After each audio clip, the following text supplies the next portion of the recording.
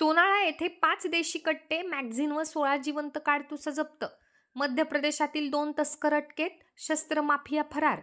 मध्य प्रदेशातून महाराष्ट्रात घातक शस्त्रांची तस्करी करणाऱ्या 2 आरोपींना बुलढाणा जिल्ह्याच्या सोनाळा पोलिसांनी रंगेहात पकडले असून या शस्त्रांची पुरवठा साखळी सांभाळणारा मुख्य आरोपी मात्र फरार झाला आहे.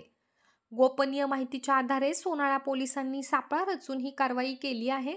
टुनकीकडून सोनाळ्याकडे येणाऱ्या 4 चाकी वाहनाची झडती घेतली असता त्यात 5 देशी बनावटीचे स्टील कट्टे, 16 जिवंत काडतुसे, 2 अतिरिक्त मॅगझिन आणि अन्य साहित्य असा एकूण 7,33,000 रुपयांचा मुद्देमाल आढळून आला.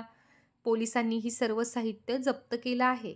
या कारवाईत मध्य प्रदेशातील येथील मोहम्मद नफीस अकील अली आणि मोहम्मद उबेद रझा मोहम्मद अल्फाज या दोघांना अटक करण्यात आली आहे.